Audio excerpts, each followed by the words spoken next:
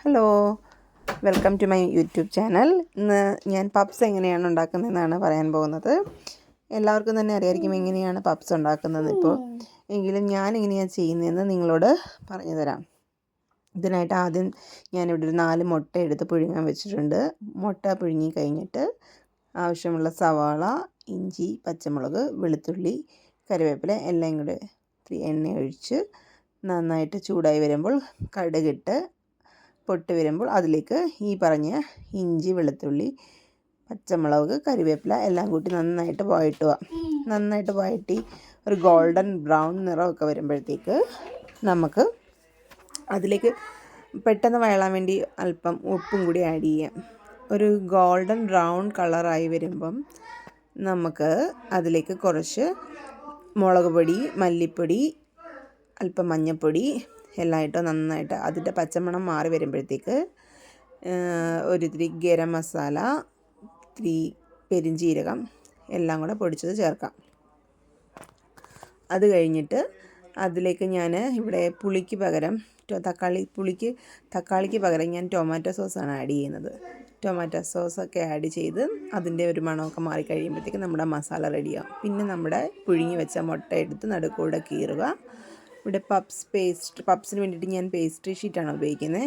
അത് ജസ്റ്റ് ഒന്ന് റോൾ ആയിട്ട് അതിനെ ഒന്ന് പരത്തി കൊടുക്കണം. അപ്പോൾ കുറച്ചുകൂടി നല്ല ക്രിപ്സിനെസ് ഒക്കെ കിട്ടും നമുക്കതിന്. പിന്നെ ഇത് ശരിക്കും പറഞ്ഞാൽ 6 പപ്സ് ഉണ്ടാക്കാനുള്ളൊരു ഷീറ്റാണ്. ഞാനതിനെ 8ആയിട്ട് മുറിച്ചു. 8 പപ്സാണ് ഉണ്ടാക്കുന്നത്. നമ്മൾ ഉണ്ടാക്കി വെച്ചിരുന്ന മസാല ഇതിലോട്ട് വെക്കുക. എന്നിട്ട് അതിൻ്റെ മുകളിലായിട്ട് ഓരോ മുട്ടയും പകുതിയും എടുത്ത് വെച്ച് 4 സൈഡും ഒട്ടിച്ചു കൊടുക്കുക. നമുക്കിഷ്ടമുള്ള ഷേപ്പിൽ ചെയ്യാം. ഞാനിവിടെ 4 സൈഡ് ഒട്ടിച്ചു കൊടുക്കുന്നുണ്ട്. ചെറിയതായിട്ട് ഒരെണ്ണത്തിന് ഞാൻ വേറൊരു ഷേപ്പിലും വെച്ചു. 4 സൈഡ് നന്നായിട്ട് ഒട്ടിച്ച് കഴിഞ്ഞിട്ട് നമുക്കതിനെ എഗ് വാഷ് ചെയ്യണം. എഗ് വാഷ് ചെയ്യാനായിട്ട് നമ്മളൊരു മുട്ടയുടെ വെള്ള എടുത്ത് അതിനെ ജസ്റ്റ് ഒന്ന് അടിച്ച് പതപ്പിച്ചിട്ട് അതിൻ്റെ അകത്തോട്ട് ഒരല്പം ഉപ്പ് ഇടണം. ഉപ്പ് ഇട്ടിട്ട് നമ്മളതിനെ മടക്കി വെച്ച പപ്സിൻ്റെ ഷീറ്റിൻ്റെ മുകളിലോട്ട് തേച്ച് കൊടുക്കുക. അങ്ങനെ ചെയ്യുമ്പോൾ നല്ല ഗ്ലേസിങ് ഉണ്ടാകും. ഇതൊന്ന് ഓവനിൽ വെച്ച് നമ്മൾ ബേക്ക് ചെയ്തെടുക്കുമ്പോഴത്തേക്ക് നല്ലൊരു ഗ്ലേസിങ്ങും ഒരു ക്രിപ്സി ഒക്കെ ആയിട്ട് നമുക്ക് കിട്ടും. ഇപ്പം മുട്ട ചേർക്കാൻ ബുദ്ധിമുട്ടുള്ളവർക്ക് നമുക്ക് പാലായാലും മതി. പാലിലും ഒരല്പം ഉപ്പിട്ടിട്ട് ഇങ്ങനെ സെയിം ചെയ്ത് കൊടുക്കുമ്പം ഇതേപോലെ തന്നെ കിട്ടും.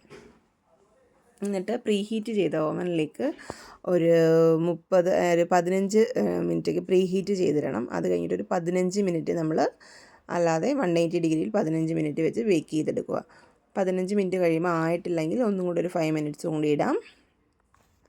5 മിനിറ്റ്സ് കൂടി ഇട്ടിട്ട് ആയി കഴിയുമ്പം ഓവനിൽ തന്നെ ഒരു 2-3 മിനിറ്റ് കൂടെ വെച്ചിട്ട് പതുക്കെ പുറത്തെടുത്ത് തണുപ്പ് മാറി ജസ്റ്റ് ഒന്ന് ചൂടൊക്കെ ഒന്ന് മാറി ചെറിയൊരു ചൂട് മാറിക്കഴിയുമ്പോൾ നമുക്കെടുത്ത് കഴിക്കാവുന്നതാണ്. അങ്ങനെ നല്ല അടിപൊളി ക്രിപ്സി ആയിട്ടുള്ള പപ്സ് നമുക്ക് ഇവിടെ തയ്യാർ.